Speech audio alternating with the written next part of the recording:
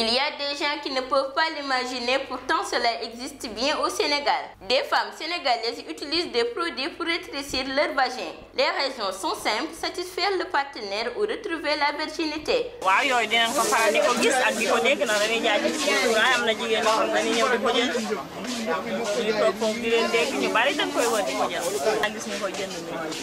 Concernant la première pratique, les femmes s'y adonnent pour les désirs de l'homme. C'est connu, les hommes préfèrent quand c'est plus serré car le frottement les excite bien. Dunduma ko mais gis naa ko dund mu wax ma ni moom des fois juste pour satisfaire jëkkëram day jënd ay produits yoo xamante ni xaw ma pharmaceutique la pas xaw ma produit lan la mais da koy utiliser da koy insérer ci vagin am nee na buy sëy jëkkëram day kontaan parce que loolu neex na ci jëkkëram moo tax souvent moom da koy utiliser.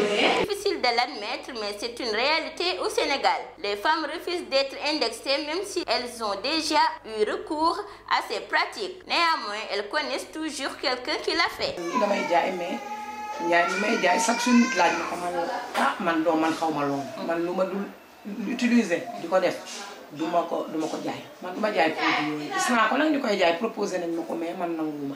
Concernant la deuxième pratique, celle qui consiste à retrouver la virginité, la procédure est presque la même car s'il y a un resserrement très prononcé, une déchirure peut être provoquée et donc il peut y avoir saignement et les fantasmes et le regard de la société concernant la virginité sont réglés. jigéen ñoo xam ne bu ñu leen takkee juste pour ñu amaat ndaw du ndaw sax parce que nee nañ ndaw benn yoon nga koy ñàkk dañuy utiliser ay ñoom tamit ay genre produit yoo xamante ne dañ koy insérer seen vagin day delloo seen sexe da koy xatal léegi la fait que bu ko delloowee sa jëkkër bu tëddee yow nga naaj léegi nga lëre ni ci sa jëkkër peut-être bu comprendre aussi du xam ni amoo ndaw wala dara parce que affaire bi day dellu day xat.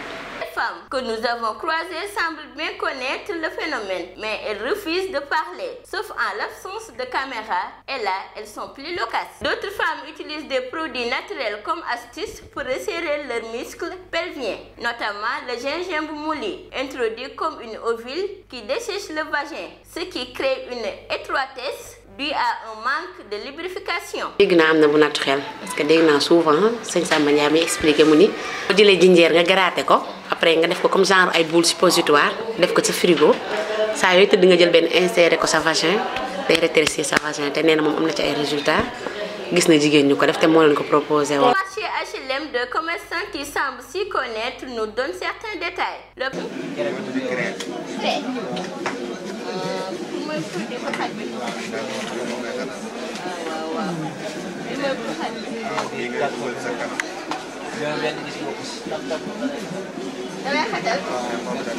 Opération pour épique menée par la police et la douane qui consistait à saisir tous les médicaments hors circuit montre bien combien de fois le marché noir peut régénérer des produits pour tous les usages, y compris le rétrécissement des parois vaginales. Car dans le lot de 3,9 tonnes de médicaments incinérés, on pouvait apercevoir une quantité industrielle de produits ayant trait à la sexualité, presque la moitié. Donc c'est du concert avec Interpol que nous avions jugé nécessaire au sein des pays membres de la CEDEAO de mener ce genre d'opération. Pour qu'EPIC, ce n'était pas la première.